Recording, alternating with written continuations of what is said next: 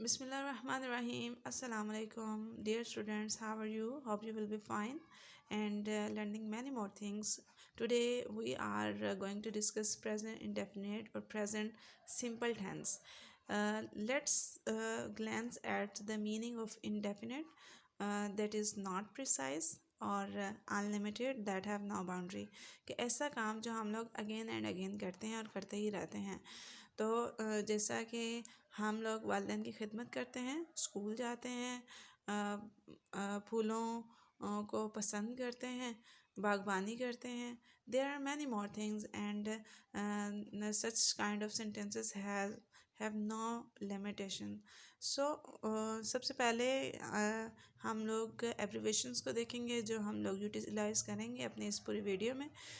That is subject के लिए हम लोग एस का लेटर यूज़ करेंगे, वर्ब के लिए वी का, और आपको पता है कि वर्ब्स की फॉर्म ऑफ वर्ब्स जो हैं वो 4 हैं, बेसिक 3 हैं और 4 को हम लोग ऐड कर देते हैं while using tenses. First verb, second verb, third verb and ing form. Next जो हम यूज़ करेंगे that is object O, singular name के लिए S N and plural name के लिए हम पी एन यूज़ करेंगे। ठीक है, so let's start. First of all हम लोग जिन सेंटेंसेस की बात करते हैं, जैसे एग्जांपल्स में हमने पहले भी डिस्कस किया, उस वो इज़र्टिव सेंटेंसेस होते हैं, खबरिया या बयानिया सेंटेंसेस होते हैं जिसमें हम लोग कोई ना कोई बात डिक्लेयर कर रहे होते हैं। तो उसके सेंटेंस का स्ट्रक्चर जो है वो देख लेते हैं।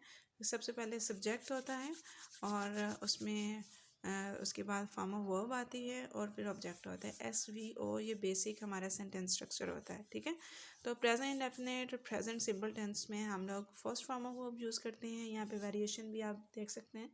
वेरिएशन में हम लोग जो थर्ड पर्सन है, ही शी इट, और सिंगुलर जो नेम होता है उसके साथ हम लोग first form of verb use करते हैं और साथ में एस या ई एस के एडिशन कर देते हैं। ठीक है, नेक्स्ट हमारे पास जो वेरिएशन दैट इज़ आई, वो फर्स्ट पर्सन है और यू सेकंड पर्सन है और ये प्लूरल थर्ड पर्सन है। आई, वी, यू, दे और प्लूरल नेम के सामने just first form of verb use करेंगे। ठीक है, हम जैसे यहाँ पे एग्जांपल है कि वो सुबह में सैर करता है, तो ही वॉक्स अर्ली इन द मॉर्निंग, कि सुबह सवेरे सैर करता है।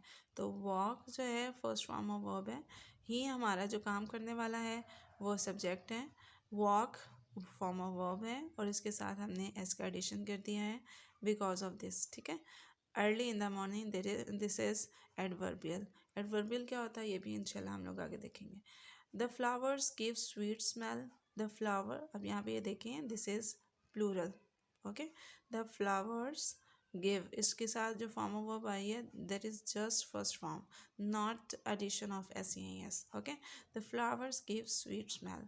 तो यहाँ तक आपको समझ आ गई है। तो नेक्स्ट हम अपने नेक्स्ट स्टेप की तरफ चलते हैं, that is negative sentences. Dear students, अब हम चलते हैं नेगेटिव सेंटेंसेस की तरफ। नेगेटिव सेंटेंसेस का जो स्ट्रक्चर है वो आप देख लीजिएगा। सबसे पहले हमारे पास सब्जेक्ट आता है और उसके बाद डज नॉट या डू नॉट, फिर फॉर्म ऑफ वर्ब आती है, फर्स्ट फॉर्म ऑफ वर्ब, और फिर ऑब्जेक्ट आता है। ठीक है, तो वेरिएशन में फिर हम लोग देख लेते हैं कि किसके लिए क्या यूज़ होता है। तो ही शी इट या सिंगुलर जो नेम है उसके साथ हम लोग डज नॉट यूज़ करते हैं। क्या यूज़ करते हैं? डज नॉट, और फिर फर्स्ट फॉर्म ऑफ वर्ब आ जाती है। और यहाँ पे ऐसे ही एस पहले मौजूद था, अब मौजूद नहीं होगा। तो नेक्स्ट है जी आई, वी, यू और दे, और प्लूरल नाउन्स के साथ क्या आएगा? Do not. क्या आएगा? डू नॉट, और फिर first form of verb then object लगा देंगे।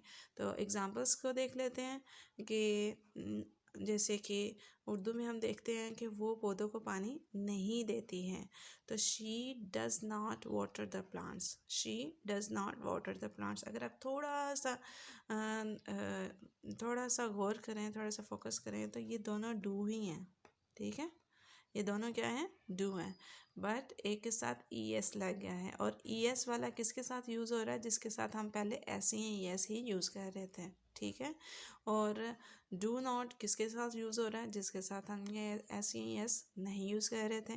तो इस तरीके से आप इन दोनों चीज़ों को डिफ्रेंशिएट करते हुए अपने जहन में बिठा सकते हैं। ठीक है, तो शी डज़ नॉट वाटर, यहाँ पे फर्स्ट फॉर्म ऑफ वर्ब हमारे पास आ गई है, और does not according to singular और थर्ड पर्सन होने की वजह से हम लोगों ने यूटिलाइज़ किया है। तो नेक्स्ट है G, you do not follow the traffic rules, कि तुम ट्रैफिक के कवानीन की पैरवी या पाबंदी नहीं करते हो। तो यू डू नॉट, यू के साथ हमने डू को पुट किया है और यहाँ पर भी फर्स्ट फॉर्म ऑफ वर्ब आई है। तो इट्स मीन कि नेगेटिव सेंटेंसेस में फॉर्म ऑफ वर्ब सेम रहती है, बट हमारे पास जो नॉट के साथ हेल्पिंग वर्ब यूज़ हो रहा होता है वो चेंज हो जाते हैं। ठीक है, तो जिसके साथ ES लगा हुआ है यानी कि डस, ये हम लोग ही शी इट यानी कि थर्ड पर्सन और सिंगल नेम के साथ यूज़ करते हैं। और जो फर्स्ट पर्सन और सेकंड पर्सन और प्लूरल का जो थर्ड पर्सन है यानी कि दे, उसके साथ हम लोग डू नॉट यूज़ करते हैं और form of verb as it is रहती है, बाकी सेंटेंस का स्ट्रक्चर भी एज इट इज़ रहता है। तो चलिए जी, यहाँ तक आपको समझ आ गई होगी। तो नेक्स्ट चलते हैं इंटरोगेटिव सेंटेंसेस। वेल, तो dear students, let's start the interrogative sentences. तो इंटरोगेटिव सेंटेंसेस में हम लोगों ने क्या करना होता है कि डू और डज जो हमारे पास हेल्पिंग वर्ब होते हैं वो हमने सेंटेंस के स्टार्ट में ले जाने होते हैं। आपको पता है कि एक सेंटेंस जो है कहाँ से स्टार्ट होता है, एक सब्जेक्ट से स्टार्ट होता है। तो हमने इंटरोगेटिव सेंटेंसेस जब भी बनाना होता है तो डू और डज को, जो कि हेल्पिंग वर्ब है, वो हमने सब्जेक्ट्स के स्टार्ट पे ले जाना होता है। ठीक है, उसके बाद हमारे पास डू डज स्टार्ट में आ जाएगा, उसके बाद सब्जेक्ट है, फिर फॉर्म ऑफ वर्ब है, और उसके बाद ऑब्जेक्ट, और फिर क्वेश्चन मार्क हमारे पास आ जाएगा। ठीक है, तो वेरिएशन में देख लेते हैं क्या किसके साथ आता है। तो वेरिएशन एज इट इज़ जाएगी कि डू और डज जो है वो ही शी इट के साथ ही आ जाएगा, और डज जो है और डू जो है वो इनके साथ आ जाएगा, जैसे कि हमने पहले पढ़ा। तो एग्ज़ाम्पल्स को देख लेते हैं कि एग्ज़ाम्पल्स क्या हैं। क्या अहमद कॉफ़ी पसंद करता है? क्या अहमद कॉफ़ी पसंद करता है? तो हम इसको जब ट्रांसलेट करेंगे तो हम चूँकि यहाँ पे देखेंगे कि अहमद क्या है, एक सिंगुलर नेम है, सिंगल नेम है। तो हम लोग इसके साथ क्या लगाएंगे, डू लगाएंगे कि डज लगाएंगे? हम इसके साथ डज लगाएंगे। ठीक है, वेरी गुड। तो does Ahmed like coffee? Okay, next जो है, क्या हम अपने बड़ों का एहतराम करते हैं? क्या हम अपने बड़ों का एहतराम करते हैं? तो यहाँ पे हम जो है दैट इज़ बिलोंग करता है प्लूरल के साथ। हम फर्स्ट पर्सन है बेशक, लेकिन ये प्लूरल है, ज़्यादा है, तो हम लोग प्लूरल के साथ हमेशा क्या लगाते हैं, डू लगाते हैं। Do we respect our elders? तो एंड में क्वेश्चन मार्क लगाना नहीं भूलना है। अगर हम बात करें नेगेटिव इंट्रोगेटिव सेंटेंसेस की तो बहुत सिंपल है। तो आपने सिर्फ क्या करना होता है, डू और डज जो है एज इट इज़ रहेगा। तो बस हमने लगाना है कि क्या अहमद कॉफ़ी पसंद नहीं करता है? तो यहाँ पे डज अहमद नॉट, अहमद के बाद हम लगा देंगे नॉट यहाँ पे। ठीक है, does Ahmed not like coffee? और क्या हम अपने बड़ों का एहतराम नहीं करते हैं? तो डू वी के बाद यानी कि सब्जेक्ट के बाद हमने यहाँ पे भी सब्जेक्ट के बाद हमने नॉट लगाया, और यहाँ पे भी सब्जेक्ट के बाद हमने क्या लगा देना होता है, नॉट लगा देना होता है। तो इस तरीके से ये हमारा बन जाता है नेगेटिव इंट्रोगेटिव। अगर हम WH फैमिली की बात करें तो इसमें आएगा कि जैसे WH फैमिली में कौन कौन से होते हैं उसको पहले देख लेते हैं, फिर हम सेंटेंसेस के तरफ आएंगे और इसके एग्जांपल्स को देखेंगे कि हम लोग WH फैमिली को कैसे यूज़ कर सकते हैं और ये कहाँ पे यूज़ होता है। ठीक है, तो चलिए फिर जी। तो डियर स्टूडेंट्स, हम देखते हैं WH फैमिली को। इसमें कौन कौन से हमारे पास मौजूद होते हैं इंट्रोगेटिव वर्ड्स, जैसे कि how, what, when, why, who की फैमिली आगे आ जाती है, हु, हुज और होम। ठीक है, तो इनके सेंटेंसेस की तरफ देखते हैं कि ये कैसे काम करती है। किसी मशीन के बारे में बात हो रही है जी, तो यहाँ पर हम लोग इसको ट्रांसलेट करेंगे तो हाउ से स्टार्ट करेंगे कि ये कैसे काम करती है। तो इट का भी यूज़ आपने देख लिया। ठीक है, तो इट चूँकि सिंगुलर से बिलोंग करता है, इट के साथ क्या आएगा, डज। तो हाउ डज इट वर्क? तो यहाँ पे देख लें, डज इट और वर्क, इतना हमारे पास ये वाला सेंटेंस था। ठीक है, सिंपल इंट्रोगेटिव।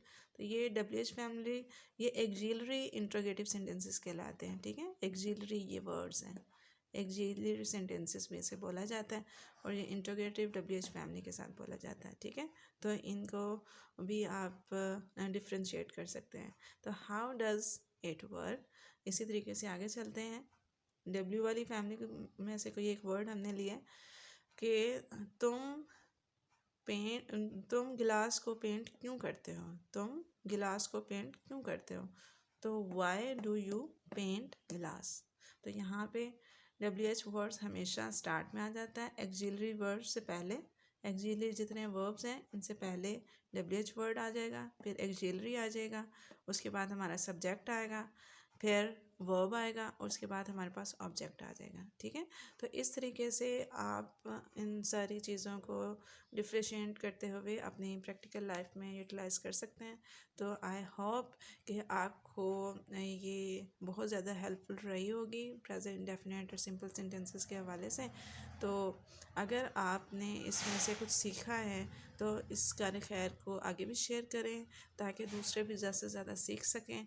और इसके साथ आपने इसे लाइक लाजमी कर देना है, और सब्सक्राइब भी करें, ताकि आपको हर नई आने वाली वीडियो का नोटिफिकेशन मिलता रहे। अपना बहुत सारा ख्याल रखिएगा, दुआओं में याद रखिएगा।